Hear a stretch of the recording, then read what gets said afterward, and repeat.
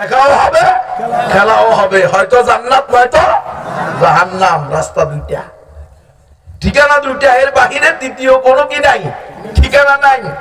গণতন্ত্র 100% কুফরি মতবাদ। ইসলামের প্রত্যেকটা বিধানকে অন্তর থেকে কি করতে হবে? শ্রদ্ধার সাথে মেনে নিতে হবে। ইসলামের একটা বিধান হলো জিহাদ ফি সাবিলিল্লাহ, কিতাল ফি সাবিলিল্লাহ। আল্লাহর জমিনে আল্লাহর আইন বাস্তবায়ন করে, আল্লাহর বিধান বাস্তবায়ন করে, আল্লাহর শরিয়া বাস্তবায়ন করে, আল্লাহর গোলামদেরকে হেফাজত সংরক্ষণ করার জন্য প্রয়োজনে আল্লাহর দুশমনের সাথে মুসলমানরা, আল্লাহর প্রকৃত বান্দা বান্দীরা, রাসূলের প্রকৃত উম্মতেরা সশস্ত্র জিহাদ করবে, জিহাদ করবে। সেটা গজওয়াতুল হিন্দের নামে হোক, খুরাসানের বাহিনীর নামে হোক, মালহামায়ে কুবরার নামে হোক। কারণ নবী বলছেন আনা নবিয়ুল মালহামাতি, আমি হলাম যোদ্ধা নবী। আনা নবিয়ুস সাইফি, আমি হচ্ছি তরবারিওয়ালা নবী।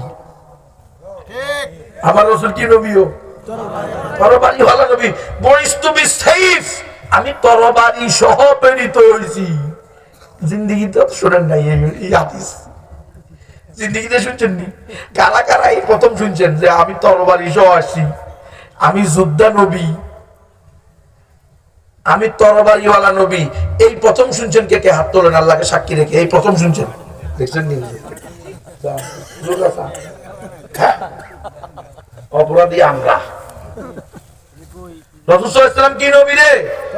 হয় না, হয় না, হ্যাঁ, তরবারিওয়ালা নবী, যোদ্ধা নবী। তরবারি সহ আল্লাহ পাঠাইছে কি জন্য? মোদির সাথে সম্প্রীতি করার জন্য। মোদিরে বন্ধু ঘোষণা দেওয়ার জন্য। গুজরাটের কসাই মুসলমানদের রক্ত দ্বারা যার হাত ভেজা, তার সাথে কোনো সম্প্রীতি চলবে না, তার সাথে কথা হবে তরবারির ভাষায়। এজন্য বুঝতে বিশ্বাস রাসূল তরবারি নিয়ে আসে, আর তুমি এখন কি স্মার্টনেস বক্তা, তুমি বলে আমরা জঙ্গিবাদকে প্রশ্রয় দিব না। জঙ্গিবাদ দ্বারা কি বুঝো? সেই তমুকের ফলা অমুক।